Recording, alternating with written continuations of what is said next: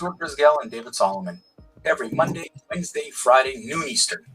You think about it, we rant about it. Listen to us live on Facebook. What's everybody doing today? It is Wednesday, hump day. It is noon in the Eastern time zone, where I'm sitting in South Florida, and about 2,000 miles away, you got David Solomon up in Montreal, Quebec. And today is another rant about the Abraham Accords. Some of you may remember them. They were signed by a president by the name of Donald Trump, and that was done in August of 2020.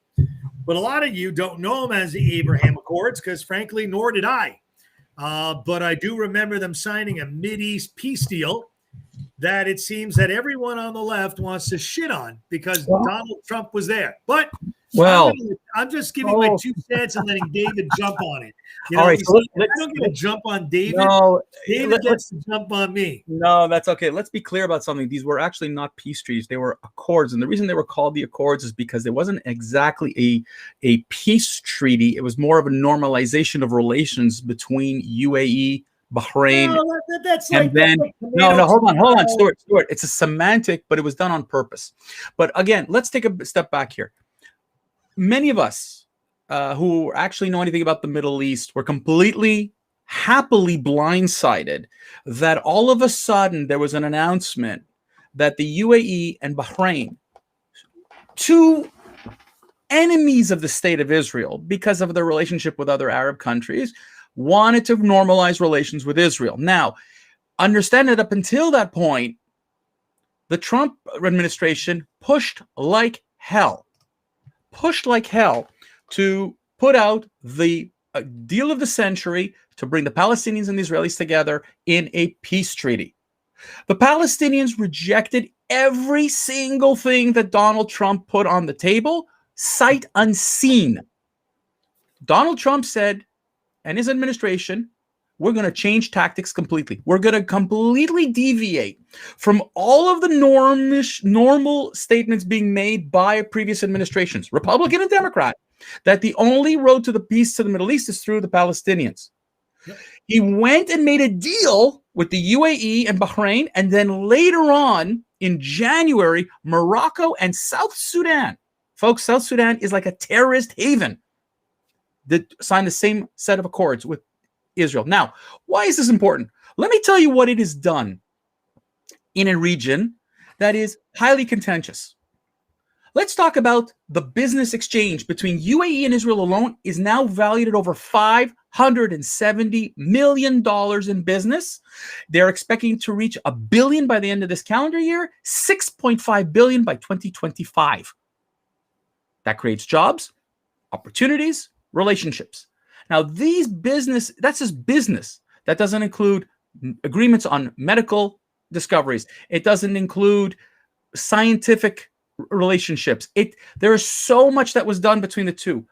To not only that, but they added 22 flights from UAE to Israel.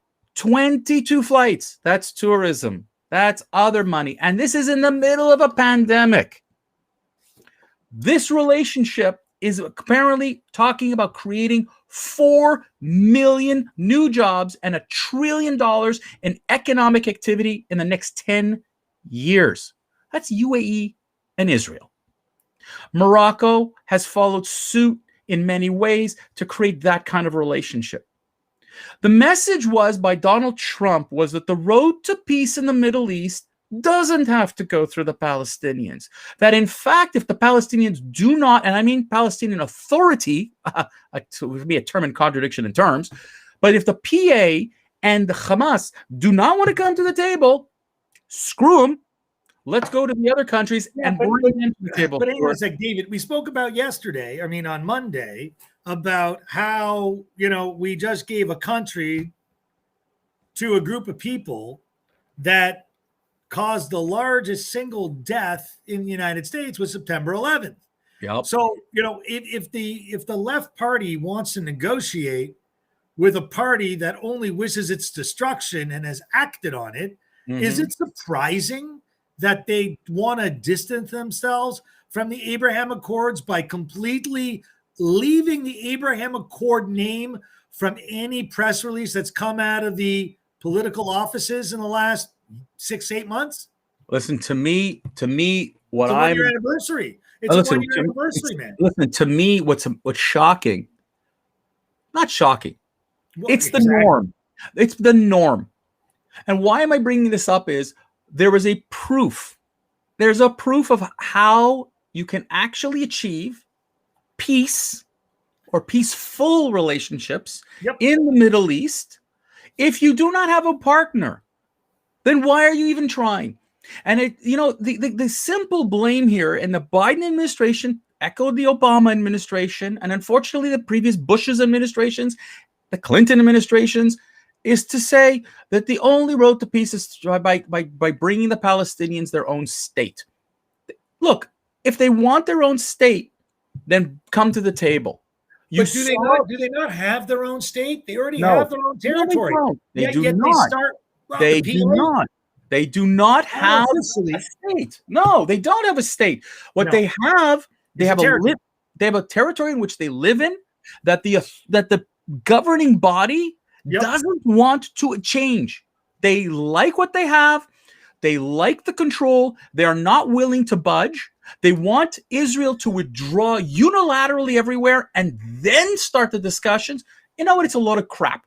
And the Biden administration came into power and ignored the lessons of this previous administration because, God forbid, you would let Donald Trump get a piece of anything of history that's positive.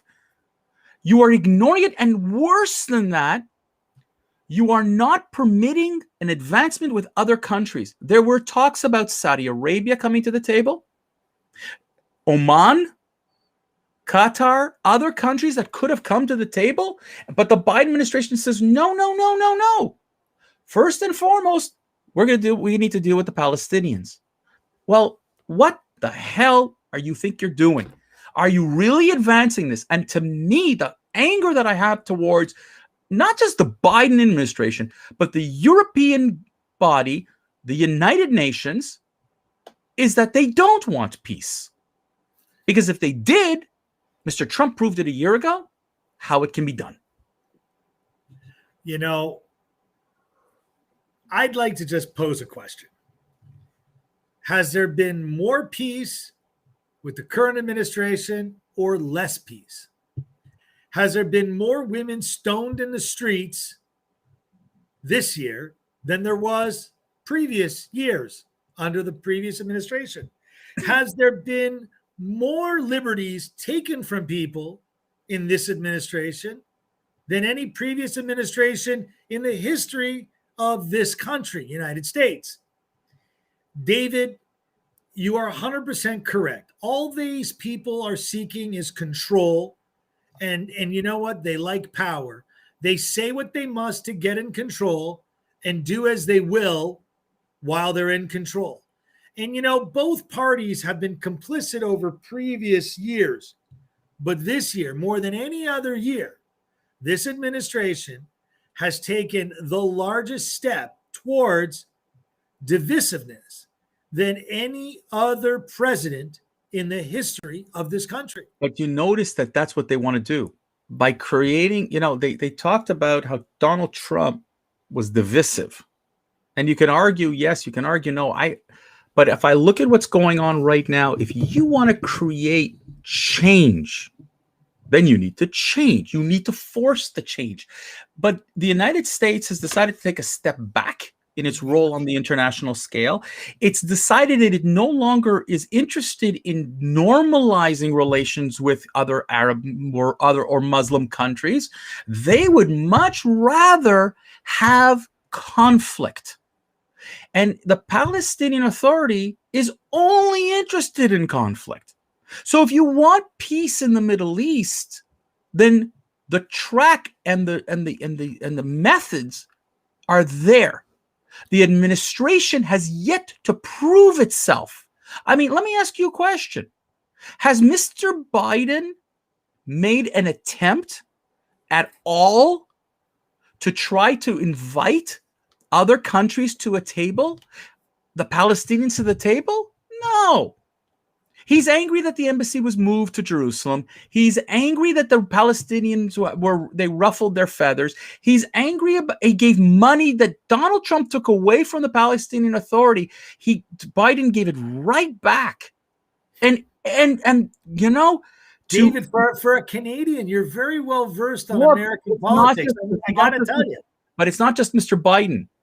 It's Western leaders having not pushed the United States hard enough to continue to take the right role in the Middle East. Apparently, to the Biden administration, peace in the Middle East is not, in its truest fashion, is unimportant. David, you know, the Abraham Accords are going to go down in history as flames. If the current administration continues, no, I disagree. I do not believe they're going to go down in flames. I think that Israel and the countries that they've signed it with are beyond excited. I mean, listen, I mean, my favorite story is that a Hebrew school has opened in 4 cities in the United Arab Emirates. A Hebrew school. Okay. The relationship, there's a memorandum of understanding with the UAE, several of them with the UAE and Israel regarding environment, water supply, medical, research, and so on and so forth. This relationship is, in my mind, is an example, a jewel of when you have cooperation and both parties are equal in the task to want to achieve the same goal. You don't have that with the Palestinian Authority. Nope. You don't have that with Iran. But these are the people that the current administration is looking to appease. You know, they want to apologize to these countries. They want to apologize to the Southern Asians over COVID. But you know what? I think people forget that, you know, the Asian community in the United States has been more wronged, and people think that I'm talking about Chinese Asian Americans, when in fact I'm talking about Japanese and Korean Asian Americans, the 2 largest, most abused in this country's history. The Japanese were in internment camps in the modern era. Mm-hmm. Okay. But there's never been an apology. And you know what? They want to apologize for everything. Okay, but where's this? But let's talk about this. What is this related? How is that related to peace in the Middle East? Because this administration is just trying to appease. But they're not. The opposite. I think they're trying to appease for votes. They're not trying to appease for a global leadership. They're not looking. You know, love him or hate him, Donald Trump was an ass. Period. We know. I got it. I heard it. He had a foul mouth. He was a jerk. I heard it 1,000 times. But the one thing I will give the man credit for is he said, I will make deals to make peace. And he took a friend in Israel and said, well, if we can't go peace this way, if I can't get through the door, let me go through the window. And by signing these Abraham Accords, he showed, in a odd way, if you will, what real leadership should be. Mr. Biden, your administration shows me that you're not interested. Okay, but what you're trying to say, I think, is Donald Trump looked at it as a business deal and tried to make friends with money, which is how you make friends in some circles. I don't care. The point of the matter is that money, in any agreement and any peace treaty, there's always something on the table. Jimmy Carter did it. Bill Clinton did it. When they had their deals, let me tell you something. Maybe it's hard for people. Maybe it's hard for people to understand. Carter's deal was he gave both parties equal stipends. Did not.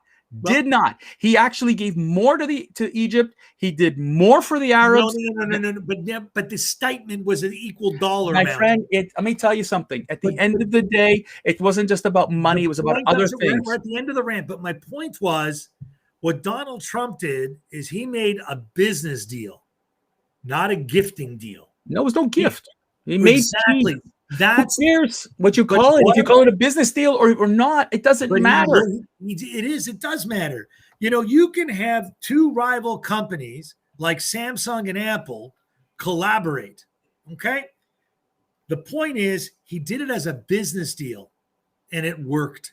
And that's what I'm trying to conclude. And you know what? With this, let's wrap it up. But I'll tell you, folks, at the end of the day, if peace really matters to Western leaders, wake the hell up. Your idea of trying to bring the Palestinian Authority to the table and forcing a deal that they don't want is not working. The only thing that works right now, and it's been proven, is if they don't want to come to the table, invite the rest of the party in. You'll be surprised who would want to normalize relations. On that note, folks, we want to wish you a wonderful, wonderful week. For those of us of the Jewish faith, we want to wish you all the very best. But we all be inscribed in the book of life, and we should see peace in the upcoming year, not just health and happiness, but peace all around the world. And you know what? Find a good window to jump through, because you know what? Windows are easier to get in sometimes than closed doors. I like that, David. That's a wonderful expression. That was my father-in-law's expression from many moons ago. Folks, we'll look forward to speaking to you on Friday at noon. Have yourselves a wonderful week. Take care.